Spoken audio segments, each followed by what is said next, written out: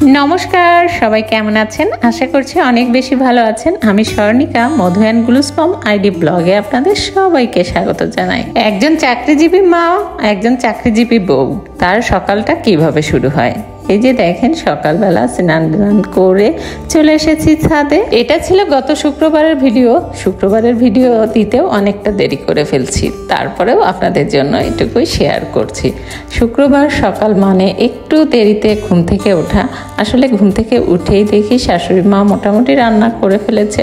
তারপরেও আমি উঠতে উঠতে 7টা বেজেছিল। আর অন্যান্য দিন ভোর 5টায় উঠে রান্নাবান্না করে অফিসে চলে যাই খাওয়া দাওয়া করে।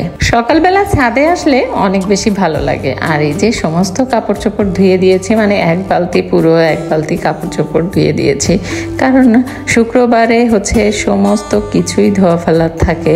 আরও অনেক কিছুই ধুয়েছি, বিছনা চাদর, বালিশের কাভার, মশারি, এগুলো তো সবই ধুয়ে দিতে হয়।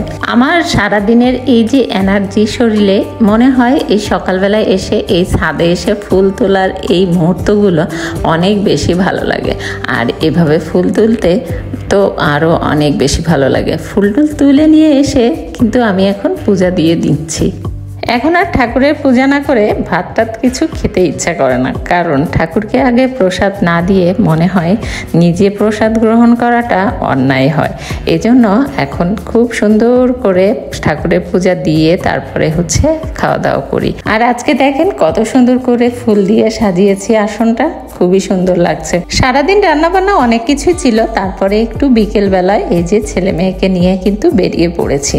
আমরা দুজনেই আজকে শুক্রবার, এজন্য সবাই মিলে একটু বেরোতে পারি।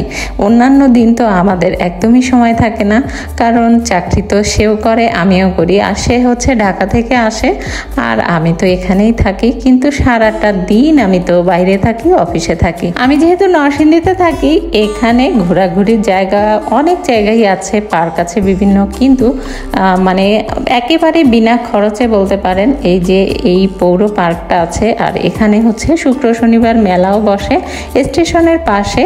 এই জায়গাটা অনেক ভালো এবং এখানে আসলে বাচ্চারাও অনেক আনন্দিত হয় এবং বিনা পয়সায় তো এরকম ঘোরাঘুরি করাই যেতে পারে। তো এই পার্কে এসে এক পরিচিতদের সাথে দেখা হয়ে গেল, তো তাদের সঙ্গে একটু ফুচকা খেয়ে নিচ্ছিলাম। আর এই যে বাচ্চাগুলা দেখেন কত সুন্দর করে দোলনায় চড়ছে। আমার গুলুসোনা আছে, আমাদের রাব্বি হোসেনের মেয়ে আছে, তো তারা দোলনা থেকে নামতেই চাচ্ছে না।